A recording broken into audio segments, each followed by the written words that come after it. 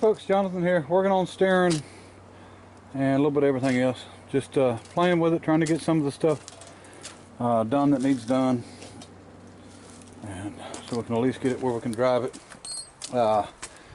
Had a buddy bring something here. Okay, here very shortly we're going to be working on the engine on the Franklin and trying to get it right. And Junior, friend of mine, he's had these hanging on his wall for a long time, these big headlights, and we never did find out what they were off of. I think possibly in Auburn or something like that. But he always said that if I needed them, let him know. And I never really, needed them or had a place where I could use them. But I called him the other day and told him that I could use them, if nothing else, for temporary, till I can find the parts to fix my headlights, because everything else is missing on these original Franklin lights. I do have the other reflector, I just don't have the bezels or the lenses. But so he sent these with another friend of mine, and I figured I'd get these cleaned up and maybe get them on there, and just at least as temporaries. They're not perfect by any means, but we're not gonna paint the car or anything, so we could just bolt them on there just like they are. And car's looking pretty good. And we just put boiled linseed oil on it so it wouldn't get any worse. And like I said, we're gonna start tearing that engine down here soon and get it in a decent shape where we can start it and drive it, and then do a little work on the running board. And we'll go through and check the brakes. They work, but just see what we've got and what we need to do to them. Get some windows in this thing, and then I'm gonna go ahead and insure it and tag it.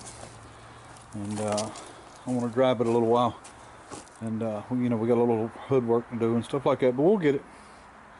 All right, I'm picking up a lot of wrecks. Here's a Harley.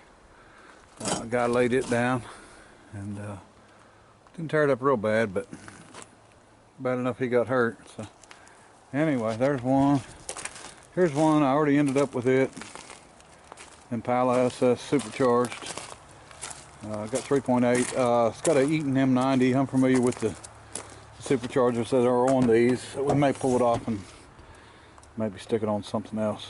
That'd be nice on an old 6-cylinder Chevrolet or something like that. Do something. We got a police car. What used to be a police car. Got hit in the back. It's just a couple of many I've got here recently, so it's been a lot of wrecks. All right, folks, we got the steering on, hooked up, working. No steering wheel, and we've got the header on this side, so we're good to go there. And it clears just fine. I got to do a little touch up on the nut there. Paint come off a little bit when I was putting it on.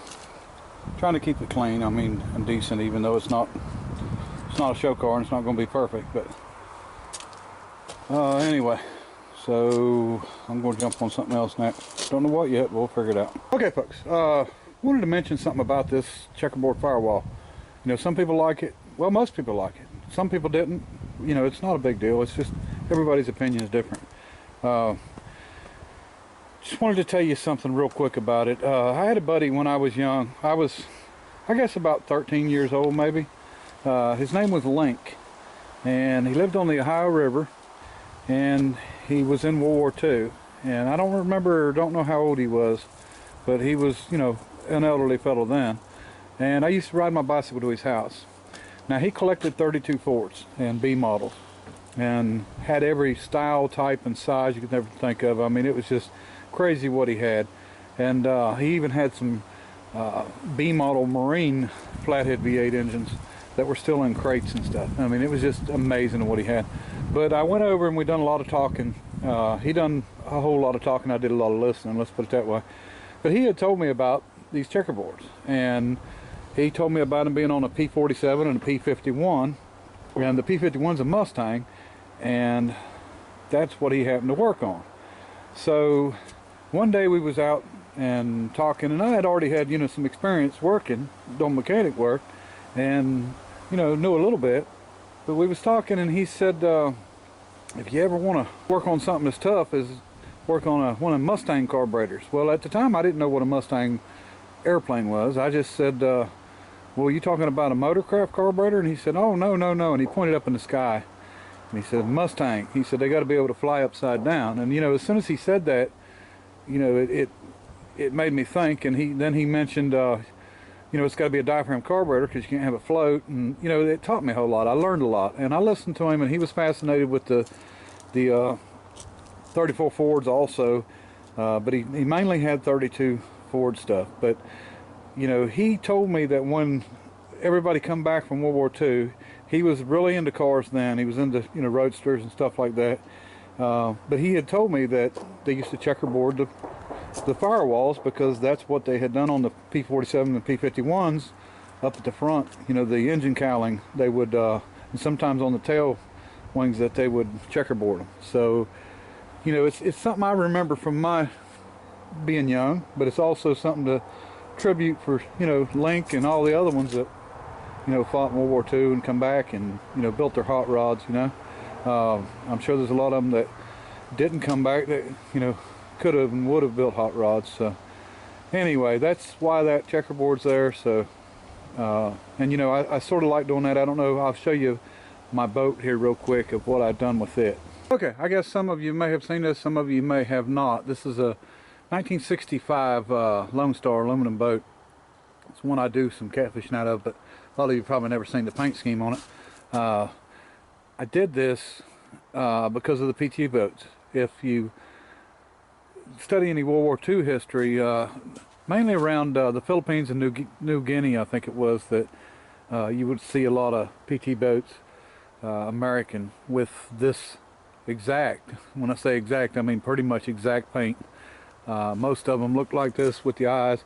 Now, this one kind of worked out weird because the eyes are actually lights.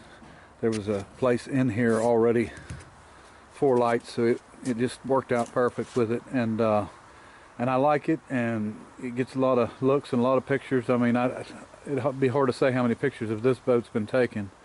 Not just at the river, but every time I stop at the store, or a lot of little kids want to have a picture with the shark boat. And so anyway, that's sort of the same way with the other one. It's just you know, we can't erase history. That's one of the problems in this country today. And if this gets somebody, you know, talking about it or asking about it or whatever, then, you know, maybe it'll get them excited about a little bit of the history, and they'll go learn it. So, all right.